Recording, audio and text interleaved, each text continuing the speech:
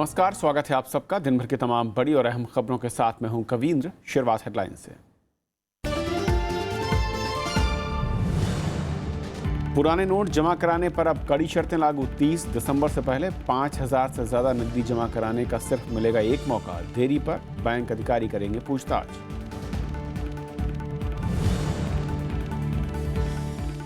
Kanpur rally में प्रधानमंत्री ने विपक्षी दलों पर कसा तंज। बेईमानों को बचाने के लिए एकजुट होने का लगाया आरोप। कहा, चंदे का हिसाब दें सभी दल।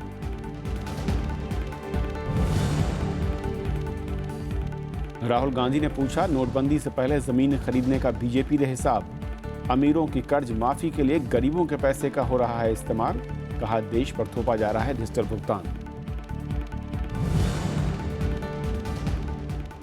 भविष्य निधि जमा पर ब्याज दर में कटौती। 8.8 से घटकर 8.65%, करीब 7 साल के निचले स्तर पर ब्याज।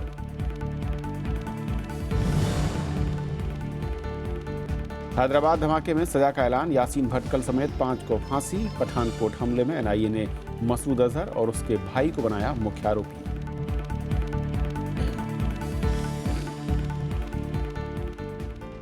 और आइए देखते हैं पहली खबर।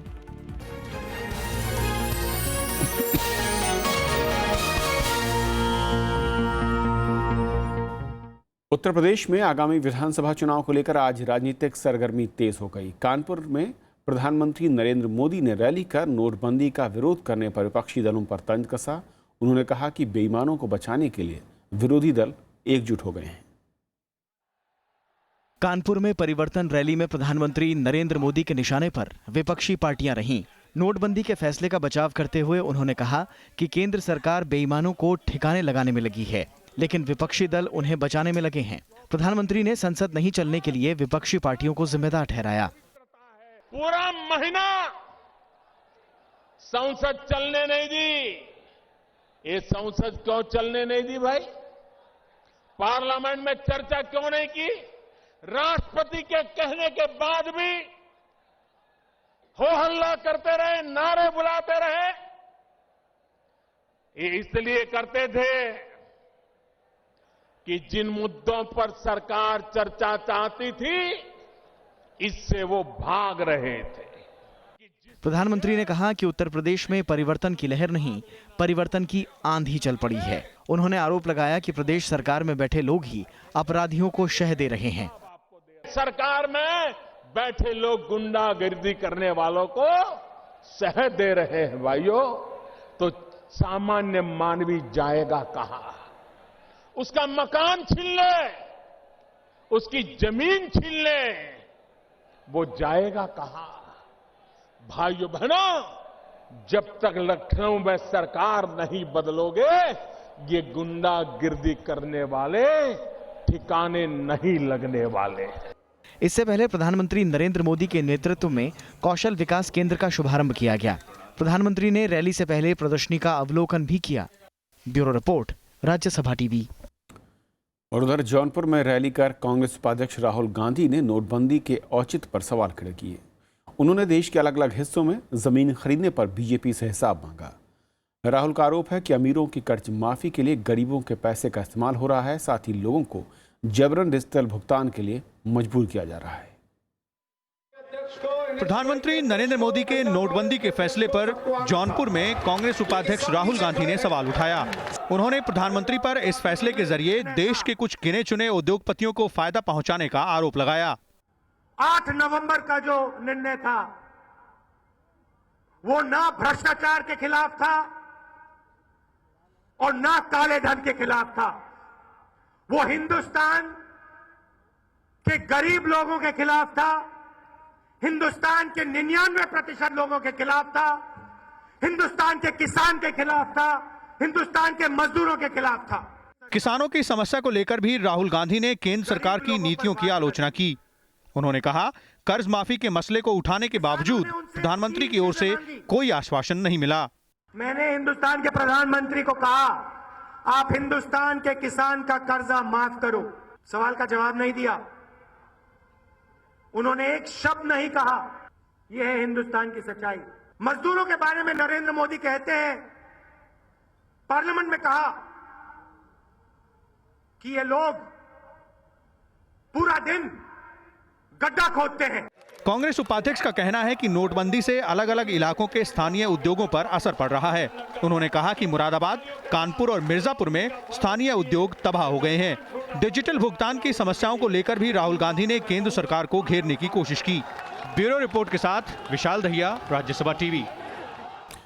तो उत्तर प्रदेश में हालांकि चुनाव आयोग की ओर से चुनाव की तारीखों का ऐलान नहीं हुआ है, लेकिन राजनीतिक सरगर्मी बता रही है कि अब दिन दूर नहीं, और इसीलिए दो बड़े नेताओं की आज रैलियां।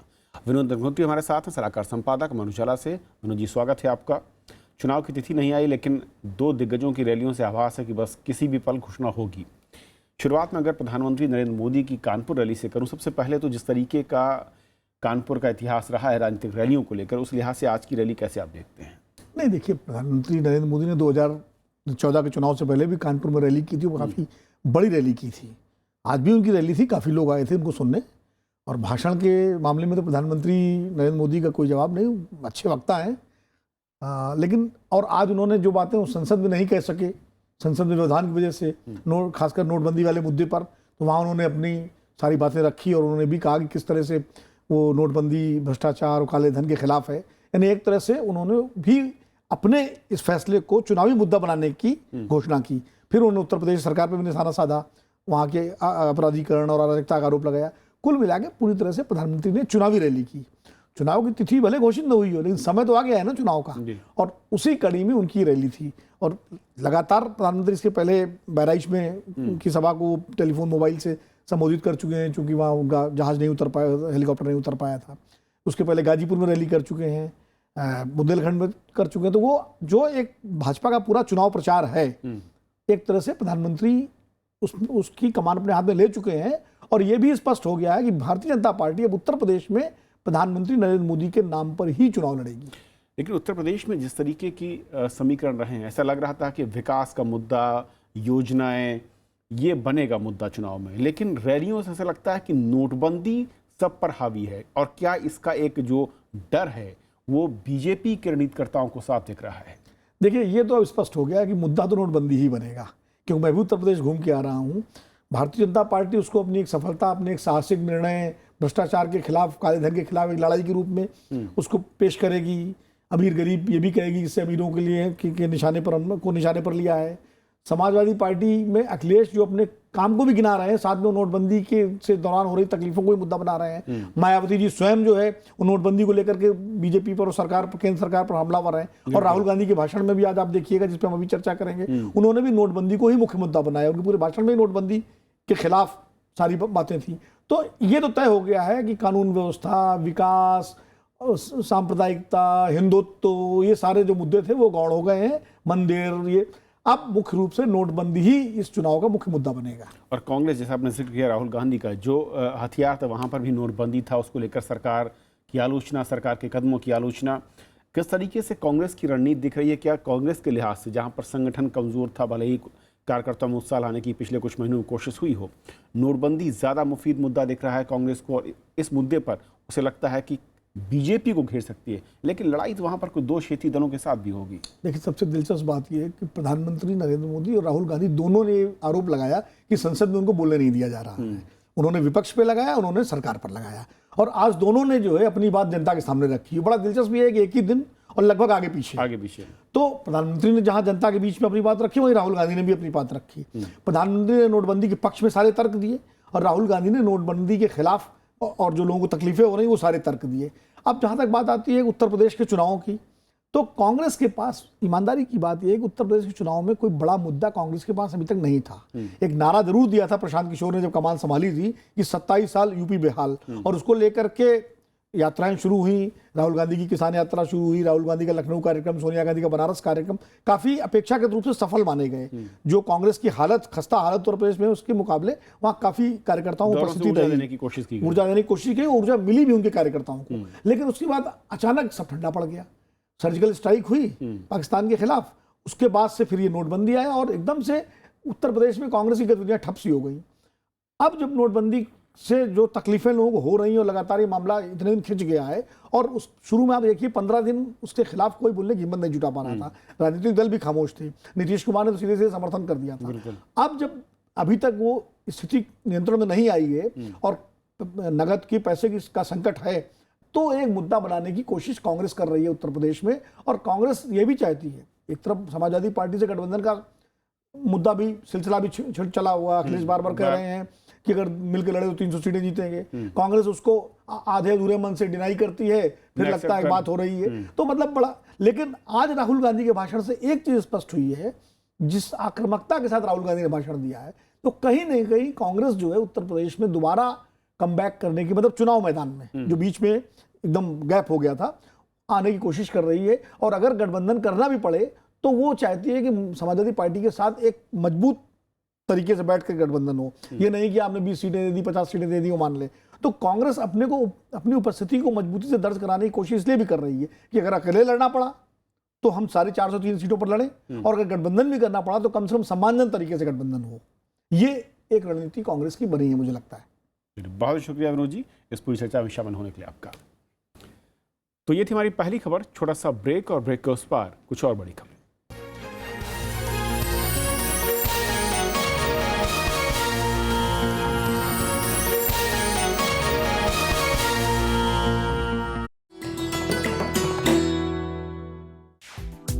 विजय लक्ष्मी पंडित, संयुक्त राष्ट्र महासभा की पहली महिला अध्यक्ष, देश की पहली महिला कैबिनेट मंत्री, भारतीय संविधान सभा की सदस्य, लोकसभा में फूलपुर सीट की नुमाइंदगी, संयुक्त राष्ट्र मानवाधिकार परिषद में देश का प्रतिनिधित्व।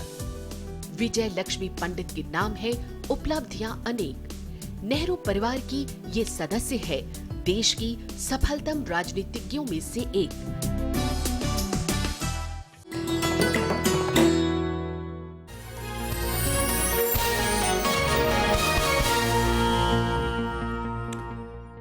अब आप 5,000 रुपए से अधिक के पुराने नोट सिर्फ एक बार ही बैंक में जमा करा सकते हैं। बैंक अधिकारियों को ये भी बताना होगा कि आपने ये नोट अब तक जमा क्यों नहीं कराए थे। आरबीआई ने आज इसका ऐलान किया है। हालांकि प्रधानमंत्री गरीब कल्याण योजना में कितनी भी रकम जमा कराई जा सकती है। रिजर्व बैंक ने 30 दिसंबर तक पुराने नोट जमा कराने पर कड़ी शर्तें लागू कर दी हैं। 5,000 से अधिक के पुराने नोट सिर्फ एक बार ही बैंक में जमा कराए जा सकते हैं। ये रकम जमा कराने से पहले 2 बैंक अधिकारी पूछताछ करेंगे और ये जानेंगे कि इतने दिनों तक ये जमा क्यों नहीं कराए गए। अगर 5,000 रुपए से कम की रकम एक ही खाते में कई बार जमा कराई जाती है तो इसकी भी जांच होगी। इसके लिए केवाईसी खाता होना जरूरी है। गैर केवाईसी खाते में महज 50,000 रुपए जमा होंगे। कुछ आदमी हैं जो पैसे जमा करा रहे हैं अपनी लीगल मनी, लेकिन एक साथ नहीं जमा करा रहे हैं। तो हम ये कह रहे हैं कि भाई आपके पास है तो आप एक साथ जमा करा दो ना, आप क्यों लंबी क्यों कर रहे हो। कांग्रेस ने इन शर्तों की आलोचना की है। उसका कहना है कि सरकार बार बार नियम बदलकर लोगों को परेशान कर रही है। 40 दिन में 125 नोटिफिकेशन, तो कहने का मतलब ये है कि 3 नोटिफिकेशन एक दिन पर। ये समझते क्या है? ये हिंदुस्तान के जनता के साथ एक मजाक है। अभी तक प्रधानमंत्री, फाइनेंस मिनिस्टर ये कहते थे कि आराम से करिए, दिसंबर 30 तक दिन है। अभी क्या डिक्टेटरल ट्रेंड है? जानकार भी इस कदम पर सवाल उठा रहे हैं। तो सरकार की उम्मीदें ये थी कि 14 लाख करोड़ में से 10 लाख करोड़ आएगा, 4 लाख नहीं आएगा तो विंडफॉल गेन आएगा। रिजर्व बैंक का डाटा 10 दिसंबर का ये शो करता है कि वो विंडफॉल गेन नहीं आने वाला है। तो सरकार की ये आखिरी कोशिश है कि किसी तरह से रोका जाए कि पैसा बैंकिंग सिस्टम में जेन्युइन सोर्स वाला आए, दूसरा नहीं आए। 8 नवंबर को नोटबंदी की घोषणा के वक्त सरकार ने पुराने नोट जमा कराने पर कोई बंदिश नहीं रखी थी। इस बीच सरकार ने बैंक और डिजिटल तरीके से पेमेंट लेने वाले छोटे कारोबारियों के लिए छूट का ऐलान किया है। इसके तहत 2 करोड़ तक के टर्नओवर वालों को 8 की जगह 6% टैक्स देना होगा। इसके लिए 2017 के बजट में प्रावधान किया जाएगा। हालांकि नकद लेन देन पर 8% की दर से ही टैक्स लगेगा। कृति मिश्रा, राज्यसभा टीवी। नोटबंदी से परेशान नौकरीपेशा लोगों के लिए कर्मचारी भविष्य निधि संगठन यानी ईपीएफओ से भी झटका लगा है। सरकार ने 2016-17 के लिए भविष्य निधि जमा पर ब्याज दरें बीते साल से कम कर दी हैं। अब मौजूदा वित्तीय वर्ष के लिए इन जमाओं पर 8.65% ब्याज होगा। 2015-16 में ब्याज 8.8 था। आज बेंगलुरु में केंद्रीय श्रम और रोजगार मंत्री बंडारू दत्तात्रेय की अध्यक्षता में सेंट्रल बोर्ड ऑफ ट्रस्टी की बैठक हुई, जिसमें यह फैसला लिया गया। केंद्र सरकार ने 2015-16 में भी ब्याज दर को 8.8 से घटाकर 8.7% करने का फैसला किया था, लेकिन श्रमिक संघों के कड़े विरोध के बाद फैसला वापस लेना पड़ा था। ईपीएफओ को मौजूदा वित्त वर्ष में 39,084 करोड़ रुपए की आय होने की संभावना है। ब्याज दर में कटौती से 15 करोड़ लोगों पर इसका असर पड़ेगा। चुनाव में कालेधन का इस्तेमाल रोकने के चुनाव आयोग की सिफारिशों का सरकार ने समर्थन किया है। कानून मंत्री रविशंकर प्रसाद ने कहा कि सर्वदलीय बैठक में इस पर आम सहमति बनाने के प्रयास होंगे। राजनीतिक दलों ने भी सिफारिश की सराहना की है, लेकिन चर्चा की जरूरत भी बताई। प्रधानमंत्री नरेंद्र मोदी ने चुनाव में धन बल का इस्तेमाल रोकने से जुड़ी चुनाव आयोग की सिफारिशों का स्वागत किया है। उन्होंने कानपुर की रैली में कहा कि आयोग की सिफारिशों पर संसद में और राजनीतिक दलों के बीच चर्चा होनी चाहिए। उन्होंने इन सिफारिशों पर आम सहमति बनाने और देश हित में ईमानदार फैसला लेने की बात कही। मैं इलेक्शन कमीशन से फिर से आग्रह करता हूं कि इस बात को आगे बढ़ाएं, देश के राजनीतिक दलों पर दबाव पैदा करें, सबसे मिलकर के चर्चा करके करें और हमारी सरकार जो फैसला होगा, जो जनता के हित में होगा, ईमानदारी के पक्ष में होगा, उसको तुरंत लागू करने के लिए प्रतिबद्ध है। ये चुनाव आयोग के सिफारिश की हम प्रतीक्षा करेंगे। इसके बारे में ऑल पार्टी मीटिंग में कंसेंसस की कोशिश करेंगे। अभी मीडिया में मैंने पढ़ा है, मैं देश का कानून मंत्री भी हूं। उनके औपचारिक पद की हमें प्रतीक्षा में देखूंगा। इसके बाद चर्चा करके आगे बढ़ेंगे। चुनाव आयोग का सुझाव है कि सीटें जीतने वाले दलों को ही आयकर में छूट मिलनी चाहिए। आयोग के मुताबिक कई राजनीतिक दलों का गठन सिर्फ आयकर में छूट हासिल करने के लिए होता है। साथ ही 2,000 रुपए से ऊपर के गुप्त चंदे पर रोक लगनी चाहिए। फिलहाल नकद चंदे की सीमा 20,000 रुपए है। कांग्रेस ने इन सिफारिशों पर चर्चा की हिमायत की तो जेडीयू ने 2,000 से ज्यादा के गुप्त चंदे पर रोक लगाने की मांग की है। कोई भी ऐसा कदम जिससे सही माने में धन और बल का उपयोग चुनाव में कम हो, वो वेलकम है, मगर ये जो सुझाव है स्पेसिफिक, इस पर आगे चिंतन करने की जरूरत है। जो भी बेनामी ट्रांजैक्शन हैं 2,00,000 से ऊपर के सब बैन किए जाने चाहिए और किस पार्टी को किस स्रोत से चंदा मिलता है उसकी टोटल जांच के लिए भी कोई मैकेनिज्म बिल्डअप होना चाहिए। राजनीतिक दलों को आवास, संपत्ति, अन्य स्रोतों, पूंजीगत लाभ और किसी व्यक्ति की ओर से स्वैच्छिक योगदान पर आयकर से छूट हासिल है। चुनाव आयोग ने धनराशि के कूपन के बदले चंदा देने वालों की जानकारी दर्ज करना अनिवार्य बनाने को कहा है। सुप्रीम कोर्ट भी 1996 में यह आदेश दे चुका है। इन कूपनों की छपाई राजनीतिक दल खुद करते हैं। अभी इन कूपनों की छपाई की कोई सीमा नहीं है। Bureau report, Rajya Sabha TV. Congress और वामदल समेत कई दलों ने सेना प्रमुख की नियुक्ति में वरिष्ठता को नजरअंदाज करने पर सवाल खड़े किए हैं। इन दलों ने उन कारणों का खुलासा करने को कहा है जिनके चलते ये नियुक्ति की गई है। हालांकि बीजेपी ने सरकार के फैसले का बचाव करते हुए कहा कि सेना का राजनीतिकरण करना गलत है।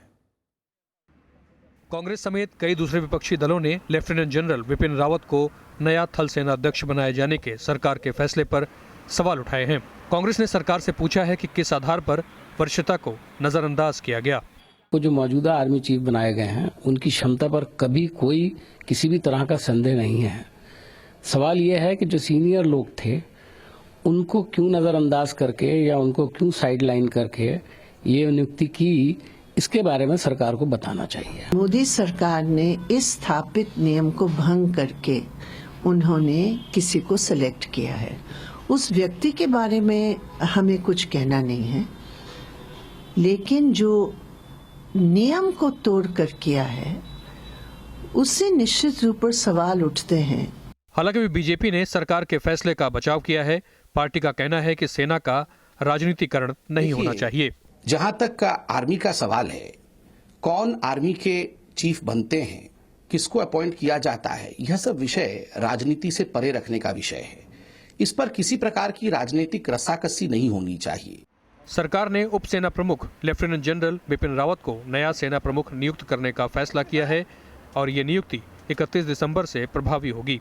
हालांकि वरिष्ठता क्रम में रावत से ऊपर 2 और अधिकारी पूर्वी सेना commander lieutenant general Praveen Bakshi और दक्षिणी सेना कमान प्रमुख लेफ्टिनेंट जनरल PM हारिस हैं। Bureau report, Rajya Sabha TV. Manipur की राजधानी इम्फाल में हिंसा और तनाव के बाद अनिश्चितकाल के लिए कर्फ्यू लगा दिया गया है। साथ ही अफवाहों पर रोक लगाने के लिए 25 सितंबर तक मोबाइल और इंटरनेट सेवाओं पर भी पाबंदी लगाई गई है। लोग नागा संगठनों के आर्थिक नाकेबंदी का विरोध कर रहे हैं। तस्वीरें मणिपुर की राजधानी इम्फाल की हैं, जहां नागा आदिवासी संगठनों की आर्थिक नाकेबंदी के विरोध में लोगों ने कई वाहनों को आग के हवाले कर दिया। आर्थिक नाकेबंदी और सुरक्षा बलों पर आतंकी हमले को लेकर लोगों में रोष है। हिंसा और तनाव को देखते हुए इम्फाल के कई इलाकों में अनिश्चितकाल के लिए कर्फ्यू लगा दिया गया है। वहीं अफवाहों पर रोक लगाने के लिए मोबाइल इंटरनेट सेवाओं पर भी 25 दिसंबर तक पाबंदी लगाई गई है। If UNC stop their blockade, I think this counter blockades from Imphal Valley will lift their agitations. 1 नवंबर से यूनाइटेड नागा काउंसिल की अगुवाई में नागा संगठनों ने मणिपुर से गुजरने वाले 2 राष्ट्रीय राजमार्गों पर अनिश्चितकाल के लिए आर्थिक नाकाबंदी लागू कर दी थी, जिसके चलते मणिपुर में जरूरी सामान की भारी किल्लत हो गई है। 1.5 महीने से भी ज्यादा समय से आर्थिक नाकाबंदी झेल रहे मणिपुर के लोगों में भारी असंतोष है। We have been strained here for 2 nights, and this situation, looking after and coming back after so long, feels sad because we really felt we are coming back for good. But over here, it seems like the situation is never better than ever before, and it is getting worse day by day. पिछले गुरुवार को आतंकी हमले में 3 पुलिसकर्मियों की मौत हो गई थी। वहीं शुक्रवार को नगराम में हुए बम धमाकों से हालात और बिगड़ गए। आतंकी हमलों के शक की सुई नागा संगठनों पर है और माना जा रहा है कि नागा संगठन सरकार के उस फैसले का विरोध कर रहे हैं जिसमें राज्य में 7 नए जिले बनाने का ऐलान किया गया था। Bureau report, Rajya Sabha TV. Hyderabad blast मामले में इंडियन मुजाहिदीन के 5 आतंकियों को मौत की सजा सुनाई गई है। इसमें यासीन भटकल भी शामिल है। NIA अदालत ने आज ये सजा सुनाई। ये पहली बार है जब इंडियन मुजाहिदीन के आतंकियों को सजा हुई है। शहर के दिलसुख नगर में 21 फरवरी 2013 को आतंकियों ने 2 धमाके किए थे, जिनमें 18 लोगों की जान गई थी, जबकि 131 लोग घायल हुए थे। इस घटना का मुख्य आरोपी रियाज भटकल है, जो अभी फरार है। NIA के मुताबिक रियाज ने विस्फोटकों का इंतजाम किया था।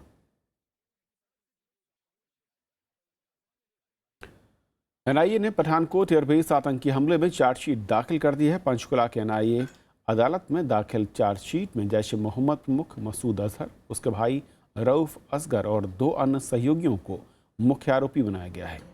2 जनवरी को हुए इस हमले में 7 जवान शहीद हुए थे। NIA ने कहा कि हमले में शामिल 4 आतंकी पाकिस्तानी नागरिक थे, जिनका संबंध जैश के साथ था। 101 पन्नों की चार्जशीट में NIA ने माना है कि आतंकी हमले की खुफिया जानकारी मिलने के बाद भी ढिलाई बरती गई, जिससे इतने बड़े हमले को अंजाम दिया गया।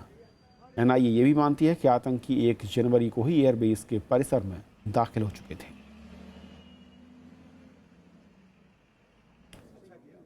चेन्नई टेस्ट मैच में भारत ने इतिहास रच दिया है। करुण नायर के तिहरे शतक की बदौलत भारत ने टेस्ट मैचों में अपना सबसे बड़ा स्कोर बनाया। भारत ने पहली पारी में 7 विकेट पर 759 रन बनाकर पारी घोषित कर दी और इस तरह भारत को पहली पारी में 282 रनों की बढ़त मिल गई।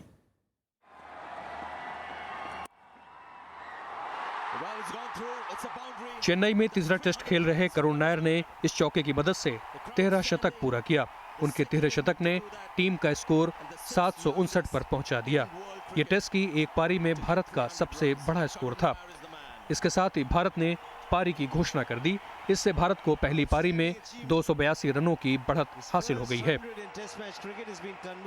13 शतक बनाने वाले नायर देश के दूसरे बल्लेबाज हैं। उनसे पहले ये कारनामा करने वाले वीरेंद्र सहवाग ने नायर को अपने ही अंदाज में ट्विटर पर बधाई दी। नायर दुनिया के तीसरे और भारत के पहले ऐसे बल्लेबाज हैं जिसने अपने पहले ही शतक को तिहरे शतक में बदल दिया। नायर ने 381 गेंदों पर 32 चौकों और 4 छक्कों की बदौलत 303 रनों की नाबाद पारी खेली। Far bigger achievement for me if I look back, but having said that, I think that innings was more taxing because I played a lot longer. I played over 2 days there, so I think. But still, the Chennai heat, does get to you. So I think it's just amazing moment in my career. Chennai test से पहले भारत का सर्वाधिक score 726 run का था। 5 मैचों की test series में भारत पहले ही 3-0 की अजेय बढ़त हासिल कर चुका है। Bureau report, Rajya Sabha TV. मशहूर गांधीवादी चिंतक, विचारक, लेखक और जाने वाले पर्यावरणविद अनुपम मिश्र अब हमारे बीच नहीं रहे। कैंसर से पीड़ित अनुपम मिश्र ने दिल्ली के एम्स में अंतिम सांस ली। 68 साल के थे। अनुपम मिश्र की किताब आज भी खरे हैं तालाब और साफ माथे का समाज बेहद चर्चित रही। उनकी कोशिश से सूखाग्रस्त अलवर में जल संरक्षण का काम शुरू हुआ, जिसे दुनिया ने देखा और सराहा। इसी तरह उत्तराखंड और राजस्थान के लाभपुड़िया में परंपरागत जल स्रोतों के पुनर्जीवन की दिशा में उन्होंने अहम काम किया। जल संरक्षण पर उनकी किताब आज भी खरे हैं तालाब का 8 देशी विदेशी भाषाओं में अनुवाद हुआ है। किताब का ब्रेल लिपि में भी अनुवाद किया गया। किताब के करीब 40 संस्करण बाजार में आ चुके हैं। उन्हें 1996 में इंदिरा गांधी पर्यावरण पुरस्कार से सम्मानित किया गया था। इसके अलावा उन्हें जमनालाल बजाज पुरस्कार समेत कई पुरस्कारों से नवाजा गया। तो इस बुलेटिन में फिलहाल इतना ही। नमस्कार।